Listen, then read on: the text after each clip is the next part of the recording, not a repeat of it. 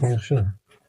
İnsan Allah haqqında gözəl zəndə olmaqda daima. Onun ən çox ehtiyac olduğu yer ölüm anıdır. Yəni ölüm insana gələndə ən çətin budur da.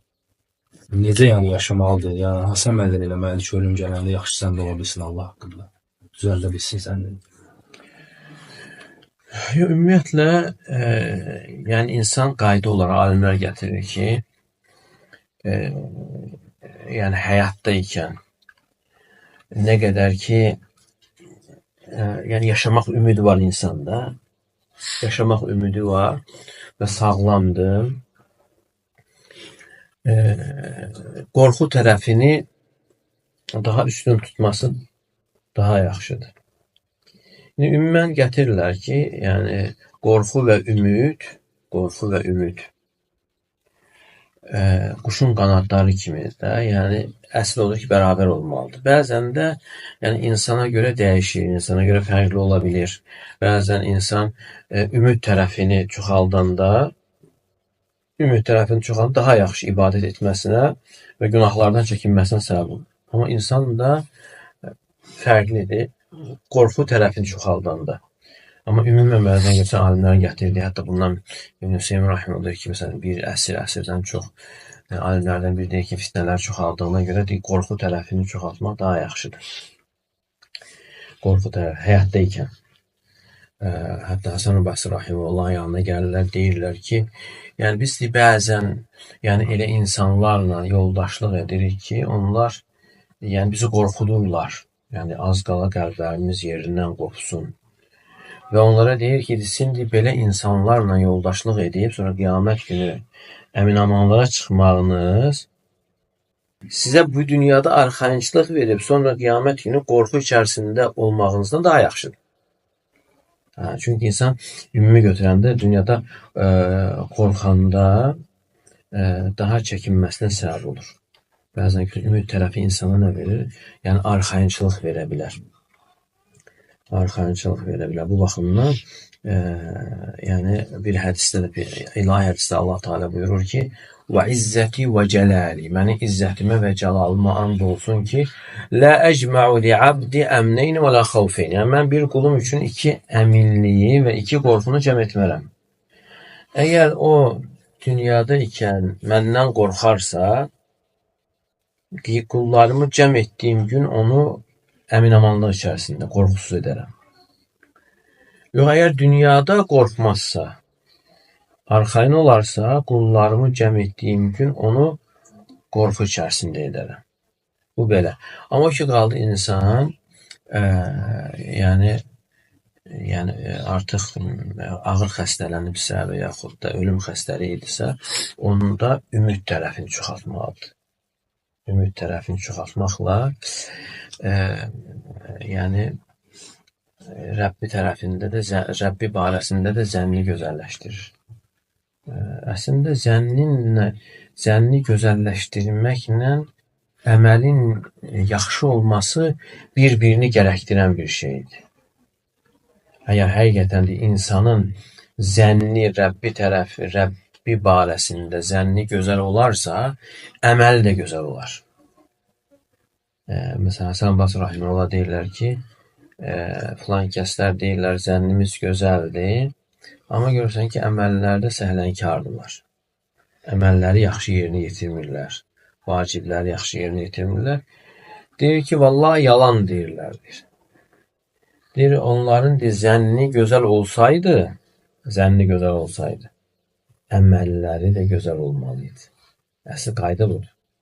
Ona görə insan əməllərini yaxşılaşdırarsa, yəni axıra yaxın ümid tərəfini çoxalsın, Rəbb onu bağışlayacaq, yəni ümid tərəfi çoxaldanda bağışlamasına, buna həmçinin gözəl zənn deyilir də. Bəzən görürsən insan o tərəfdə o axır vaxtları qorxunu çoxaldır. Bu yaxşı hal deyil. Yəni ölümə yaxın insan zənni çoxalır, yəni ümid tərəfini çoxalsın. Yəni bağışlanmaq barəsində Allahın rəhməti ona yetişəcək. Amma bundan ötürü də gərək ondan əvvəl insan əməllərində də yaxşı olsun. Əməllərində yəni düzəlsin, dilini düzəlsin və həmçinin daxilini düzəlsin. İbn-i Qayyim rahimehullah deyir ki,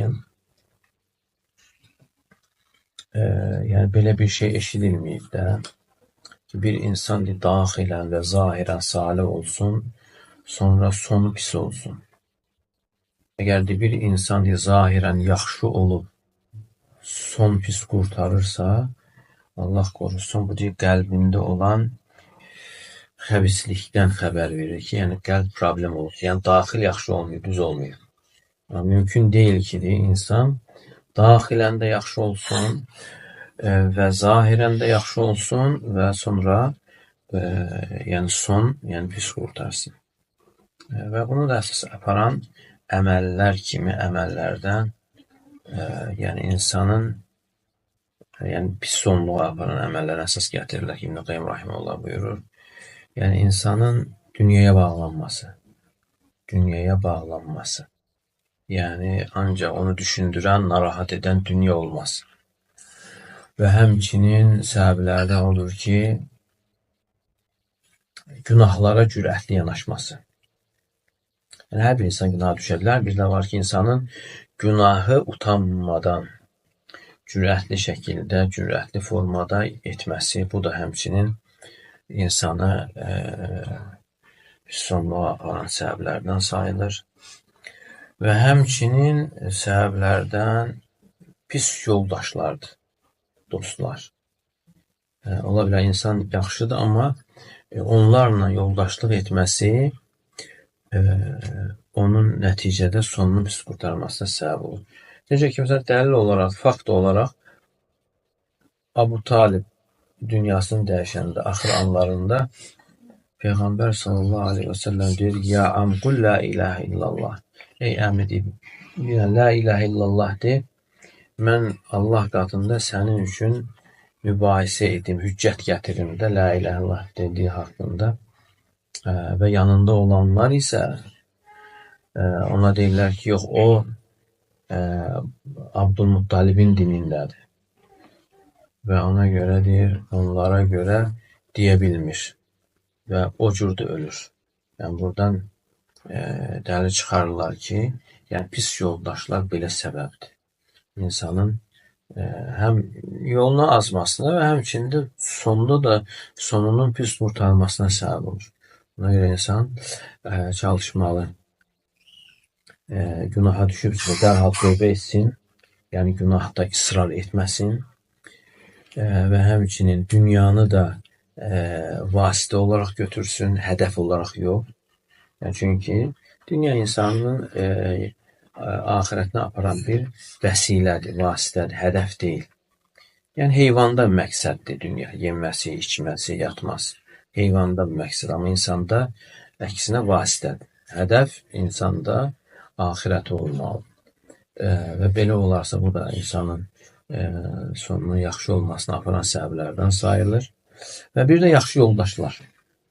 Yaxşı yoldaşlar. Əl-məru alə dini xalili buyurur sallallahu aleyhi və səlləm. Yəni, kişi dostunun dinindədir. Fəlyandur ahadukum mən yuxalil.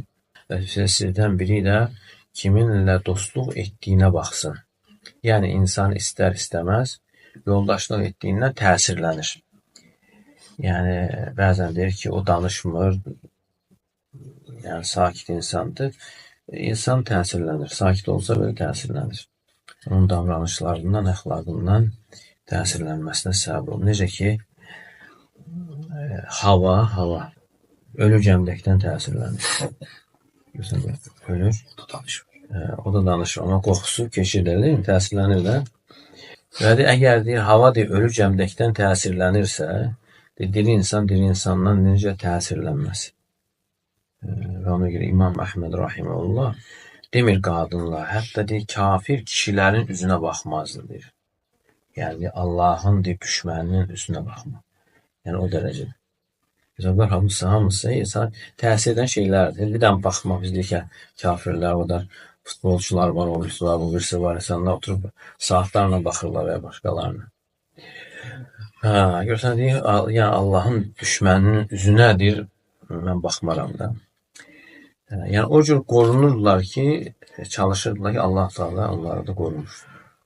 Allah Teala bizi qorxusun və güzel sonluq nəsb etsin.